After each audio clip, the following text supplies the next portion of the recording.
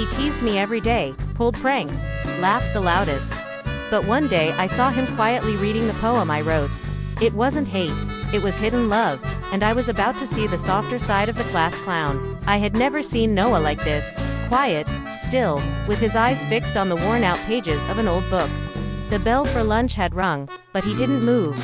He was in Mrs. Williams's class, the only place where we weren't being tested or observed by those watchful eyes of her CCTV cameras. So it was the perfect spot to read.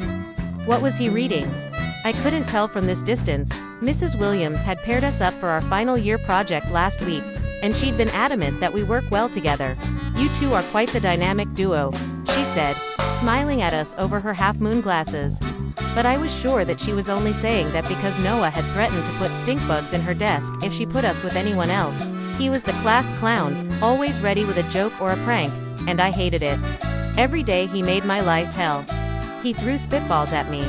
He tied my shoelaces together so I'd trip. And when I turned around, he'd be there with that infuriating grin of his, eyes twinkling with mischief.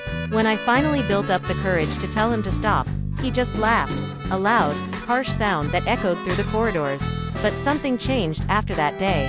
He stopped the pranks and the teasing, but he still had that annoying grin plastered on his face. I couldn't tell if it was a sneer or a smile. Then came the day when I found him in Mrs. Williams's class, nose deep in a book. I decided to take a closer look.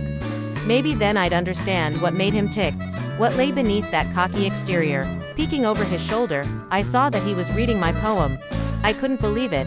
Just yesterday he'd been mimicking my voice in the corridors, reciting my lines to a group of giggling classmates. He'd made fun of my writing, of my dreams of becoming an author, but here he was, lost in the world I'd created. In the silence of that empty classroom, I could hear the rustle of the pages as he turned them, the soft scrape of his pencil on the desk. I watched as his eyebrows furrowed, as his lips moved silently in response to the words on the page. I didn't know what to do. Should I call out, "Hey, Noah, what are you doing?" Or should I just keep watching him? My feet moved before I could think about it. I walked into the room, my heart pounding in my chest like a drum. He looked up, startled, and quickly tried to hide the book behind his back. "What? How long have you been in here?" he asked, his voice unusually quiet.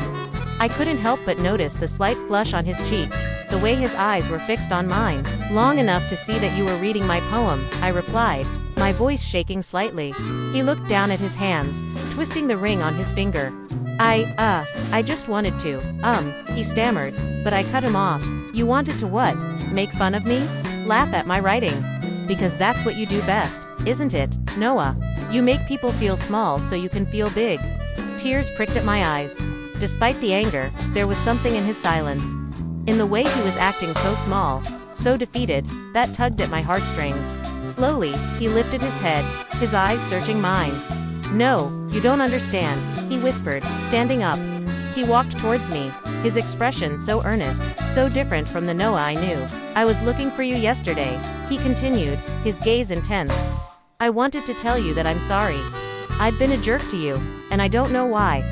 I wanted to be the first one to tell you that I'm sorry." His words hung in the air between us. I stared back at him, surprised by the vulnerability in his voice, the sincerity in his eyes. For a moment, I couldn't speak. I didn't know what to say. All I could think about was how wrong I'd been. How I'd judged him without understanding him, without giving him a chance. I wanted to reach out to him, to touch his arm, to tell him that it was okay, that I forgave him. But I couldn't bring myself to say it. Instead, I just stood there, frozen, as the realization dawned on me. Noah, the class clown, the boy who'd made my life miserable for the past year, was actually the boy who liked me. If you enjoyed this video, please give it a thumbs up. Also, don't forget to subscribe for more videos like this. Thanks for watching.